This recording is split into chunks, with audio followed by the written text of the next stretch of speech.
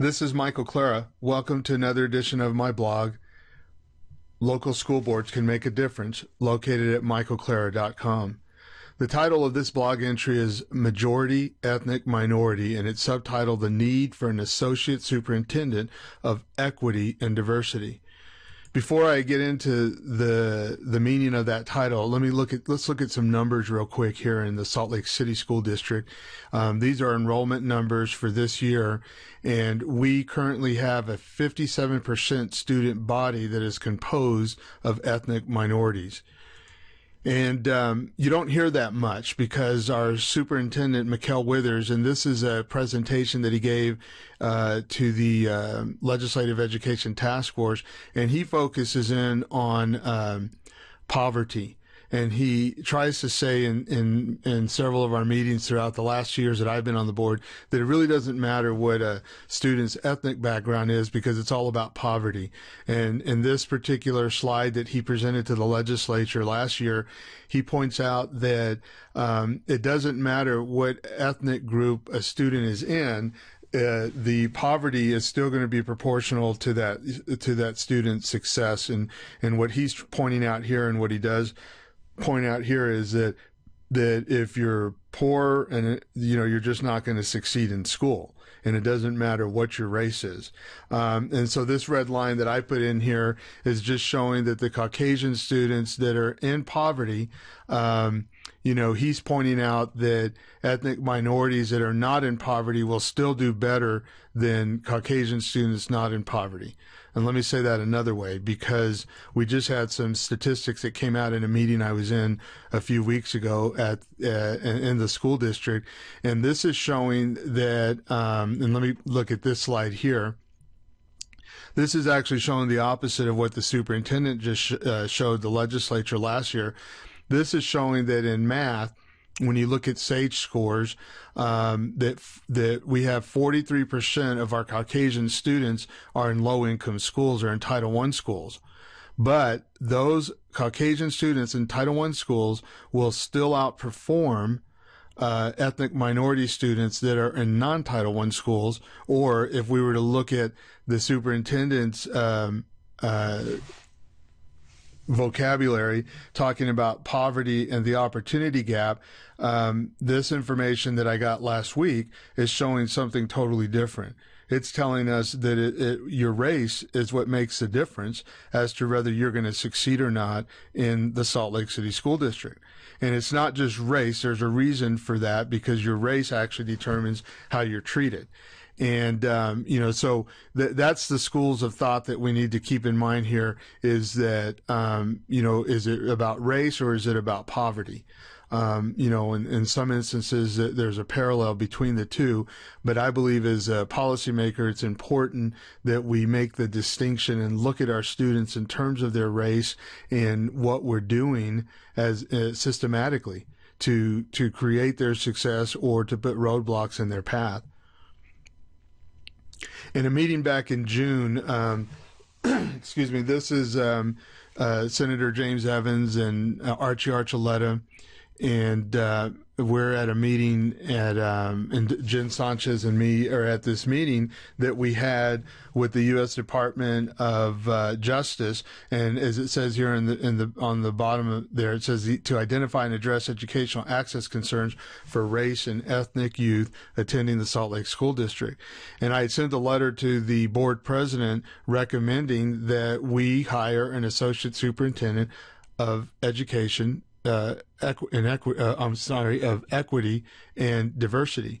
Here's a quote here that it says, rather than focusing reform efforts primarily upon the building as the focus of schools change, a district level approach acknowledges the critical role of the central office and school board in making learning improvements. And that's what the current literature is saying, that we need to make district wide improvement for our ethnic minority students instead of trying to do a patchwork, especially like we're doing here in our own community, in our own school district here in Salt Lake. So anyways, this is another quote. This is me and Kathleen Christie. Kathleen Christie's position right now is Assistant Superintendent for Equity. And we're asking the board president to allow the board to consider elevating that position to associate superintendent of educational equity and diversity. And so this is what the organizational chart looks like currently in the school district, where you have the superintendent and then one associate superintendent. We want to create either two associate superintendents under him, or create an associate superintendent that's equal to him, which I doubt he would go for that, because he's definitely not even open to the idea of an equity and diversity associate superintendent.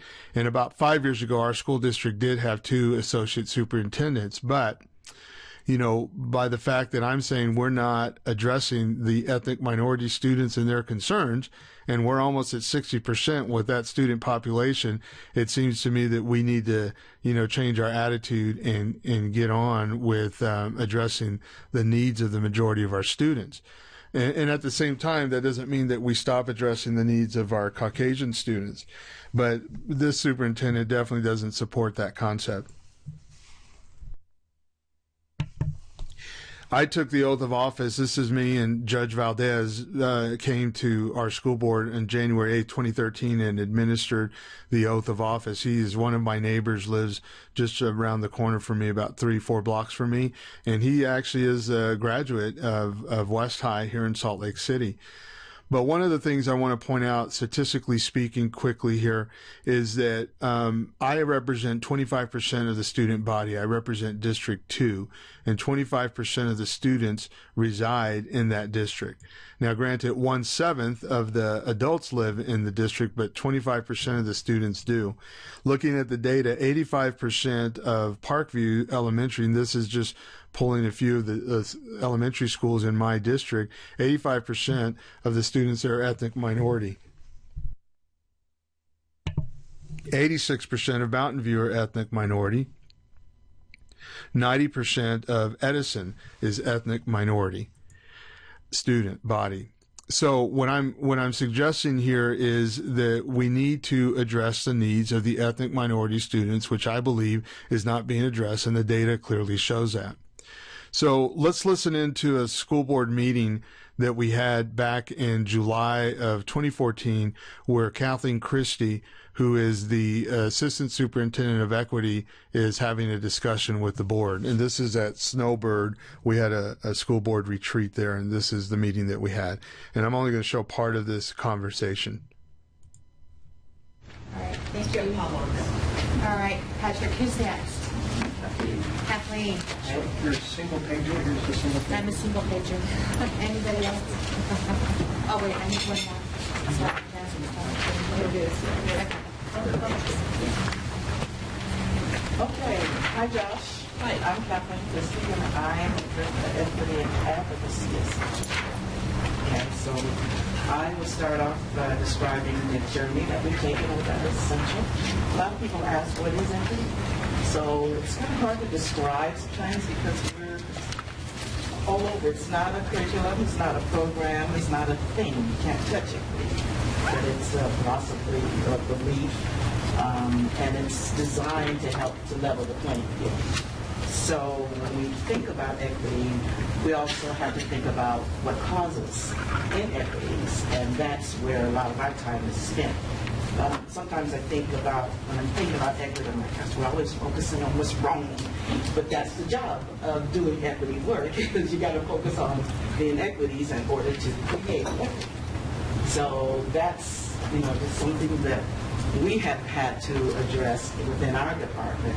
But as we do that for what happens with kids, but it's another tool that teachers can use when working with kids who are culturally diverse.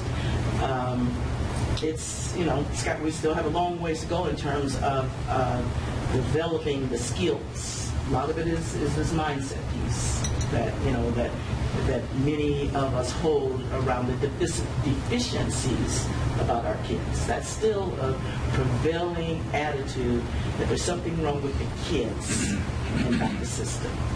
And so that's where we've got to do a lot of work in equity, is that we can't fix the kid. It's not about fixing them, but it's about fixing the system to be more responsive to the kids. I totally agree with that. I just want to push back on one of your statements, which is that it's the prevailing attitude. So what evidence do we have that it is the prevailing? It's prevailing. I mean, what evidence we have because it's when we talk about what's going on in why we have this achievement gap. When members of the equity department go to schools to talk about it, their perception There's something wrong with the kids. It's their parents. It's they're poor. They're this. They're that. I hear that from teachers. And Yeah, I mean it is a prevailing attitude. Yeah. I just think when you say prevailing attitude, it's sort of like a question about evidence for making progress. What is Yes. anecdotal like that? Some of it is. But our data is that we still have achievement gap. Right. No, I absolutely agree with that. But I think if the focus is on changing hearts and minds and attitudes, there's got to be some way of measuring when that change has occurred. Yes, or are you saying the only way of measuring it is if the achievement gap is closed? Well, and see, that's the dilemma with doing this work, and that we just because you can't touch it. It's so hard to say that I'm equity minded and I've arrived and all my kids are going to be 100% proficient and all of that. So we know that there are other factors that play into that. But we know this is the one factor that if we can change his mindset, that will help impact everything else. Again, so when you uncover the inequities, if we have an issue around school discipline, and we know that's a huge impact, right? So we do an equity audit and we find out that most of the kids who are being sent out of the classroom, suspended, are kids of color. They're not learning when they're out of the classroom. So even an impact like that has, can greatly impact what the kid is learning and able to do in school. So we start looking at all these different areas of disparity and try to address them so that we can have an impact on the kids being in school and learning, while at the same time addressing the mindsets and attitudes about the staff so that when the kids are there, they aren't learning. And one of the things that was revealed to me this year.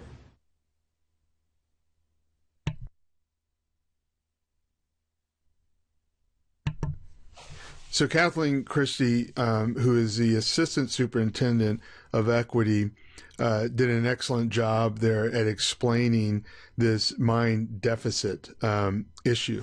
So let's move on. I want to show what an example of what that looks like. We had an issue last year in February of 2013 when I asked why ineffective teachers, which was a grading system that the district came up with because of a state law, I asked why the ineffective teachers rate, and that's a rating I was using, not a verb, were stacked in Title I schools, and this was a news blurb on what happened. So much for being with us on 2 News at 10. Angry teachers from the Salt Lake City School District went to the school board offices and demanded an apology. Now, their beef was with one particular school board member who recently said that too many teachers in Salt Lake's West Side were, quote, ineffective. Christina Flores with more on this story for us tonight. Why did he call them ineffective, Christina? Well, he used that word in a recent interview with the Salt Lake Tribune, but Michael Clara says he didn't randomly use that word. He used it because it was in an official report that was presented recently to the school board. Now, he says he didn't mean to offend any teachers, but the teachers were offended. How dare anyone say we are ineffective, especially until they have taken a walk in our shoes. Teachers from the Salt Lake City School District say they were offended by comments from new school board member Michael Clara. This behavior is a backstabbing to the very communities that endorsed Mr. Clara. He has betrayed the trust given to him by all who supported him in his election. Clara recently filed a complaint with the Office of Civil Rights, concerned about the high turnover rate of teachers in Salt Lake's West Side schools. And he said test scores showed there were too many ineffective teachers in those schools. I want you to know that these teachers in Utah do more with less than any other group of individuals in this country. And they deserve our praise, and they deserve our respect. Susan McFarland, the teachers union president, says teachers shouldn't be judged by scores from one student test. And if Westside teachers have left their jobs, it's because there is no job security in short contracts. Those new teachers have one-year contracts, so they're terminated at the end of each year. I can guarantee that we all work our tails off every day, all day, to give our students our best and to help them be successful. I don't understand how this got twisted around. Clara, a longtime advocate for schools on the West Side, said he didn't mean to offend. My whole purpose is addressing the high turnover rate that teachers are facing on the West Side. And then this got turned into other things. Now, Michael Clara says that his goal has always been to support teachers and students alike. Now, the teachers tonight said they wanted an apology. Clara did not apologize. He only explained his position, but the school board president urged everyone from here on out to work together. Mark and Shauna, back to you. Heated meeting. All right, Christina, thanks. So I just want to, the reason I'm bringing that up is because there was a lot of issues going on there, but I want to come back to this mindset of deficiencies of the students that's happening. And you see when Kathleen Christie brings it up, she's challenged by the vice president of the board, Heather Bennett, which I thought was odd because Heather's heard this herself. She's had to have being in the district. And then this is that news event that we just saw. This is I'm going to just kind of cut into a little bit of what this teacher was saying. She demonstrates this whole thing of deficiencies of students, which is what Kathleen Christie is talking about, which goes back to why we need somebody with more authority than Kathleen has right now. Rather, we elevate Kathleen to this position that I'm advocating for. We need to get this fixed. And it doesn't mean that you force teachers to do it, but it starts doing the professional development and the training and allowing this kind of correction to take place, because here you have it right here at a board meeting several months before you saw the meeting in July, and then you have the vice president saying, do teachers really think that way? It's like, yeah, they say it in the board meeting and nothing happens. So that's why we got to make changes at the top as to this attitude. And let's listen into what she says about the students.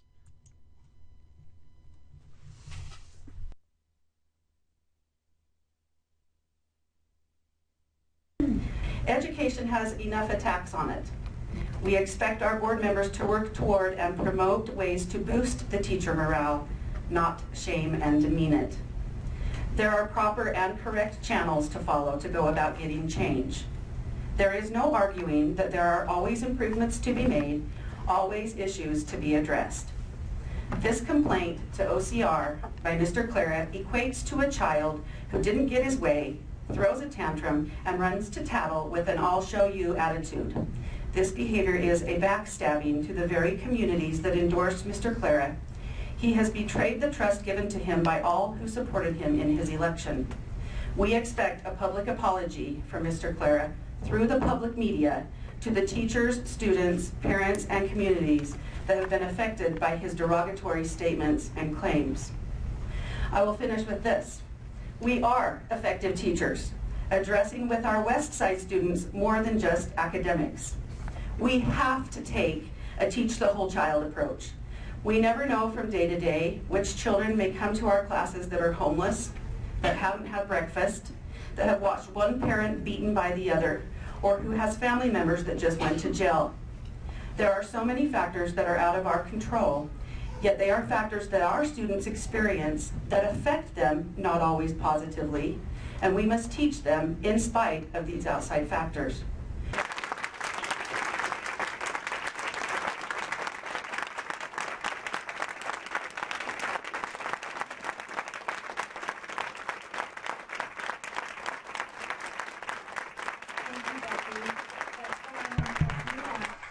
All right, so that was an example of, listing the deficiencies of the students because, in their estimation, it has nothing to do, with the adults. And that's part of the thing that I've been surprised at since I've been serving on the school board is how much they talk more about input and process than they do about outcomes. And it's all about the feelings and the fragile egos of the adults. And so you cannot talk about, student outcomes because it'll hurt the feelings of the adults. And that's what's wrong with public education here in Salt Lake City is that, we have to worry at the expense of our children. We can't talk about student outcomes because it'll hurt the feelings of the adults and make them look bad and make the district look bad. Well, and what do they think is happening to the kids that are dropping out of school? They don't evaporate. They stay here in the community and they'll function in the economy even with the tools that we didn't give them.